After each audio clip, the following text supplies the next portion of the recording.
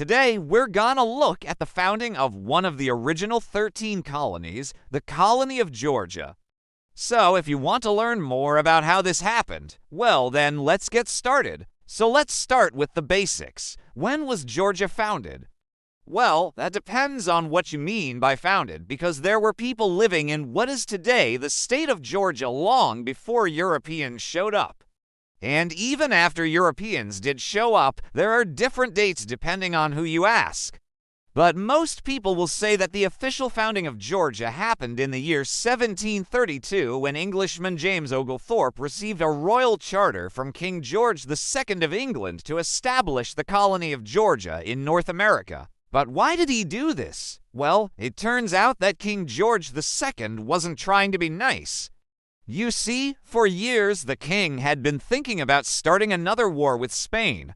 The last war with them had been in 1701 when the War of the Spanish Succession broke out over who would succeed the childless King Charles II of Spain. England wanted their own piece of the Spanish-American colonial pie, but they needed a base of operations to launch attacks from. And so, while the war was still going on, the king gave his close friend James Oglethorpe a charter to establish a colony in North America. This was despite the fact that at the time there was already an uneasy peace between the two countries, which technically made Oglethorpe's mission illegal. Anyway, Oglethorpe named the new colony Georgia after King George II. So now let's talk about who this guy was. As I said, Oglethorpe was a close personal friend of the king. He was also a member of the British aristocracy, being the first Baronet Oglethorpe of Pounderhall in Surrey, and a former member of Parliament. He was also a military officer, having served in the Royal Army, and finally, he was a philanthropist, which probably best describes him. He believed that poverty was caused by laziness and bad habits, and he tried to solve this problem through hard work and religion. In fact, he wanted to start a colony where poor people could go to get a fresh start at life and escape the temptations of the big city. But there was a catch. See, Oglethorpe had specific rules about who could come to the colony. Women and children under the age of 21 were not allowed. Also, no convicted murderers, felons, or those who had been declared insolvent were allowed either. Finally, slavery was outlawed. Oh, and he also prohibited alcohol, gambling, and even the serving of dinner on Sundays.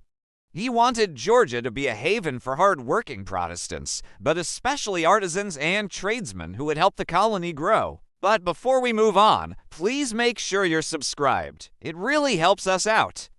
And if you're enjoying this video, feel free to like it as well. It tells us you're learning something. Now, the area Oglethorpe landed in was not totally empty. Like I said earlier, there were already people living there. Specifically, there were several Native American tribes, including the Cherokee, the Creek, and the Seminole. Oglethorpe met with some of these leaders and negotiated treaties that gave him exclusive rights to land west of the Savannah River. However, many of these natives would end up being pushed off their land and killed anyway, and we'll get to that in just a bit. The first settlement in Georgia was at Yamacraw Bluff on the Savannah River. This is today the site of the city of Savannah. Oglethorpe landed near here in February of 1733 with about 66 people. They began building houses and the town itself, but they had almost no supplies, and the people who came with Oglethorpe were mostly untrained in the wilderness arts. Fortunately, they had some help from a man named Tamachichi, who was the chief of the Yamacraw tribe. His daughter was the first Native American to convert to Christianity and the first Native American to attend a school in America. She and her brother helped the settlers learn how to live off the land and survive in the wilderness. The first fort was named Fort James after James Oglethorpe. And by the end of 1733, there were about 2,000 colonists in the area. In 1734, a small town was established at the mouth of the Savannah River, and it was named Savannah Town. The Georgia colony was officially opened for business, meaning that settlers were now allowed to move into the territory and start farms and businesses. To encourage settlement, Oglethorpe offered land grants to anyone who would agree to farm on it for 5 years and build a house out of brick. In 1735, the town of Savannah was incorporated and became the capital of the province of Georgia. By 1737, there were about 8,000 colonists living in Georgia. Most of them were from England, but there were also Germans, Swiss, French, Scotch-Irish, Scots, and a few Africans. The Africans were either servants who had been indentured or transported criminals. None of them were slaves. Meanwhile, the colony of Carolina to the north had been growing as well. And in 1739, there was a war between the two colonies. It's called the War of Jenkins' Ear after the English trader whose ear was cut off by the Spanish. And it all started because the English traders kept violating the treaty by trading along the coast of Florida. Remember, at this time, Florida was still a part of Spain, but England didn't care. So they kept doing it. This led to open conflict. Carolina troops invaded Florida, but they were defeated by the Spanish. Oglethorpe himself ended up captured, but he was later exchanged for Spanish prisoners. After this humiliating defeat, the English decided they needed to improve their defenses. And so a series of forts was built along the coast of Georgia.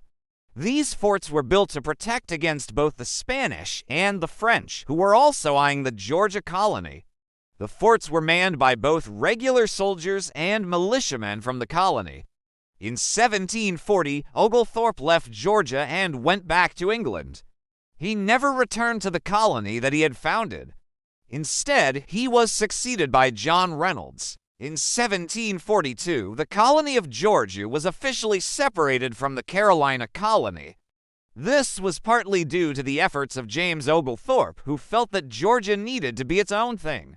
There was also tension between the two colonies over land and other issues, so separating them made sense. During the next few decades, the colony grew and prospered. The climate was perfect for growing crops such as tobacco, rice, and indigo, and the fertile soil produced an abundance of food. This attracted settlers from other colonies and from abroad. By 1770, there were about 40,000 people living in Georgia. Slavery had also been legalized, so that meant that the colony had access to a large, cheap labor force. This made Georgia's economy even stronger, but unfortunately, this prosperity came at a cost. The natives who had lived in Georgia for centuries were pushed off their land, and many of them died. Smallpox brought over by European settlers killed many of them. Others were killed in wars with the colonists. And still, others simply starved to death as they were forced to move to smaller and smaller areas of land. As for the colony itself, it remained loyal to the crown until the American Revolution. Even James Oglethorpe, who had opposed slavery and was a member of Parliament, did not support the Revolution. He believed in a strong central government and feared that independence would lead to chaos. But, of course, the Revolution succeeded and Georgia became a state in 1788. And that brings us to the present day. Georgia has changed a lot since 1732. It's a modern, thriving state with a rich history. The colony of Georgia was one of the first steps in the development of the United States. Without it, who knows what the country would be like today? Well, that's it for now. I hope you learned something.